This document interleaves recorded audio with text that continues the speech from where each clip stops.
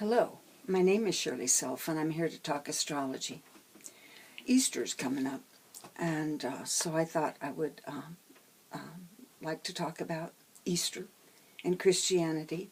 I've for a long time been a student of Christianity. I was raised Protestant, sang in the choir, that sort of thing. But I've always mostly interested in, well, for a long time, how the Bible was put together. And I remember when I was about 16 or 17, just dancing in the living room because I had finally learned that about the Nag Hammadi and other discoveries of ancient writings in the deserts of Egypt. And now I'm almost 80, and finally most of the stuff is out, but it was because it was leaked. It had to be leaked. Unfortunately, the Catholic Church got a hold of so much of this valuable artifacts and sat on them. I'm sure they studied them, but they're not going to share.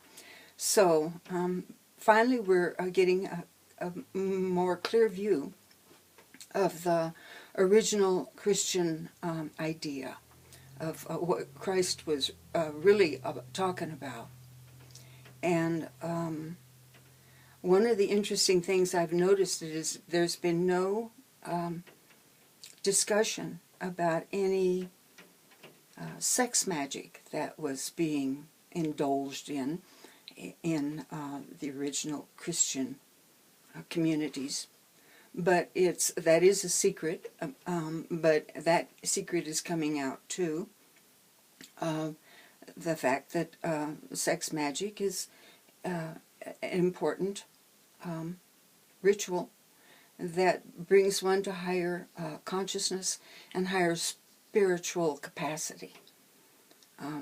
Good sex, it's the holy marriage. That holy marriage between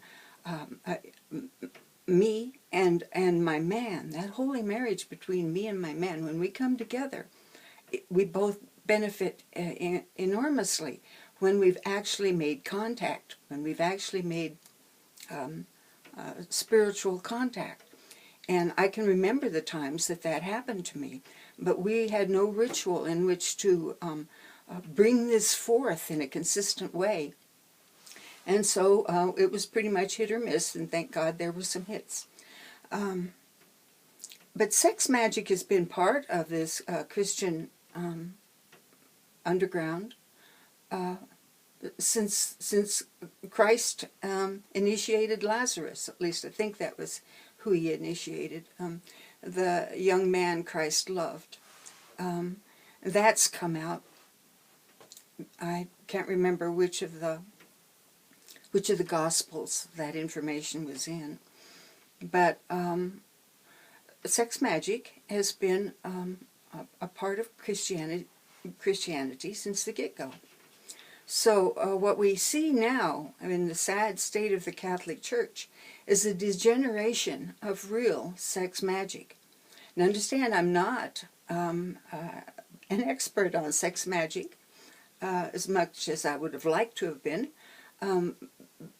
and have never indulged in it, unfortunately. But I don't understand. Aleister Crowley maintained that homosexual sex magic worked. And the Taoists, they used sex magic. And I'm not sure that they didn't use homosexual sex magic. So anyway, but that is the sex magic that has come down through us, through the church. And it is, well, you know, power is an issue here. And at the very get-go, well, actually, when, what was his name? Constantine. Yeah. Constantine pretty much remade Christianity in, the year was 325 AD. Constantine, he was called the 13th disciple. Why? Because he really stuck his nose into Christianity. And when he converted Christianity into a state religion, a lot of stuff had to go. This is a picture, you know, of what we're trying to achieve. This is a picture of our path. And it is a path to power. It is a path to power. Power of our own earth, our own body, mind. Path to our own creativity through our right brain. Path to power over other people. And path being a pathway for spiritual power to do its work in the world. So it's all about power. And so you can't really castigate people for abusing power when the way it works is you get power and then you learn how to use it, and it takes, I think, many lifetimes to learn how to use power over people, other people, effectively and not destructively. And what we've seen is that when the Catholic Church, or Constantine, when he made Christianity a state religion, all of a sudden this was not a path to self-empowerment. This was a belief system that reinforced the power of the king, Constantine in this case. And so a lot of stuff has to go. Reincarnation went. Why? Well, reincarnation, a belief in reincarnation, pretty much does a good job of mitigating the fear of death. And let's face it, those kings and dictators, etc., who want power over us, that is what they use against us, is the fear of death. I can kill you. I can put you in prison. So reincarnation definitely had to go. And any government that has influence over religion, and so many of them do, will want that reincarnation eliminated from the belief system. And that belief system was, well, what happened, the reincarnation was taken out, was declared an anathema in the Second Council of Constantinople in 553 A.D., and it was punishable by then. It was punishable by death to believe in this or to speak of this. And so they virtually took that power, the power of our own self-determination, away from us, our path of self-determination. That's what Easter is supposed to be about. Easter is the full moon. The resurrection is right here, right here. Here here's moon phase 11, you've got the sex initiation, and here you've got the death of the hero. The death, well, of Christianity, the death of Jesus. Here's purgatory. And coming out through purgatory, one learns independent emotions, and one develops independent thought. And here's the resurrection of a new will, a new self-created power. Well, when the church moved Easter from full moon here to the Sunday after the full moon, well, that definitely changed the mythology here. We've got the death of the king here, the death of the king. And so, you know, the Pope maintains that he's up here, but he also maintains that his priests and his cardinals and his organization is over here in the spiritual quarter. And it's not. The resurrection is here, and here in the air quarter is what we have. The power one is going for in the air quarter is the power of over others. This is the making of the king. And this is the abdication or the killing of the king and the creation of Merlin. Now what Merlin does is these people in the fourth quarter, these spiritual people, what Merlin does is he mitigates the abuses of the king. Merlin virtually brought down the king. He made the king, he brought down the king. And what they do is they rectify the mistakes that were made in the air quarter. That's what Merlins do. They fix things. They change laws that have grown caustic and have turned to cement in the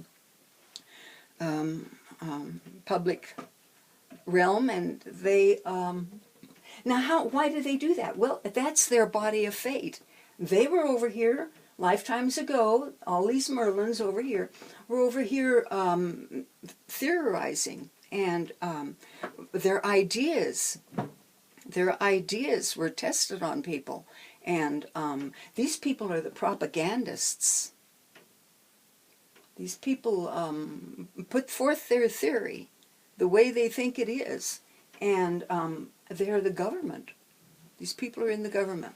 Now understand, the government is all over, but this is the quarter in which, now for me, the quarter I'm in here, the government to me is very interesting. They're my creative genius. They're what pisses me off and makes me mad and makes me go to war. Having a South Node in Aries. Also I aspire to be a communicator. That creative genius is what you're going after. So, while the Pope and the priests, etc., are advertising and putting forth, the Pope is the king here, that they're these benevolent teachers of spirit.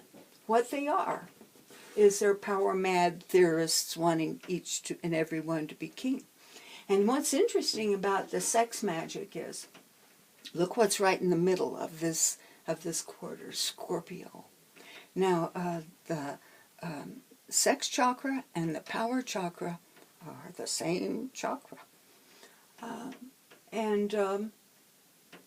So it makes sense that when these people fail in the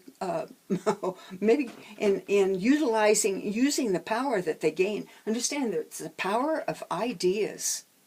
It's the power of ideas. This is the air quarter. To change the world, to virtually create civilization, to make government, to make the economy work, and so forth. So, but what they're after is that kind of personal power, which peaks right up here at the king. And then that personal power is abdicated to make room for spirit, one's own spiritual endowments to work, to become powerful. This is the skeleton of the mind, and this is filling that mind with spiritual power. So while they pretend they're over here, they're really over here. Here's Christ. What they did when they moved it was they changed the goal. The goal is to be like Christ, right? They've taken it away from possibility. You work and you work and you work and you do this. We do this. Here, though, that's the king. That's the king. Now, you may want to be a king, but you have to go through this first. But here is the resurrection. Here is what you can be through initiation, through understanding who and what you are and can be, and to work to eliminate all the past. That's what happens here. The past is eliminated. A new ego, a new ambition grows to become your own ideal, some ideal, and that ideal is born right there. That's beauty. That's beauty. And what that is, what the cross of life is us living life and learning learning how to love. And it's through experience that we gain in consciousness. It's through experience that we build this philosopher's stone, this unique perspective. So being up on the cross, well, I bitch about it a lot, but then I have a T-square in my chart. Forms of the cross that you have to deal with. It's called a Tao cross. So the cross is being put into, cut into 4 pieces and put into earth, sunk into earth, the body here. And through the experiences, gaining something that has never been before. Never been before. Your unique perspective, your unique understanding.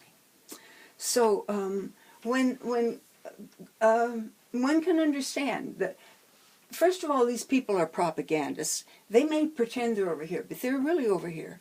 They're propagandists, and the like I kind of dived off from that. The main difficulty up in here is sex. The problem with sex is they have power over people, and using that power for sexual reasons is really a no-no. But it is such a terrible temptation for people who have power, and we see it. We're dealing with it massively right now, and the church is. Here's the church. Here's religion. Here's belief systems. Here's truth. Here's belief systems, and they will go to war. It's supposed, God is love, and for 325 years it was legal to have sex magic, to gnosis. When it became Christianity became a state religion, all of a sudden these other voices had to be eliminated, or the power of the king would be greatly depleted. People would say, yeah, we've noticed the king has no clothes here. And so it wouldn't be allowed. And so the Cathars, etc., were eliminated. And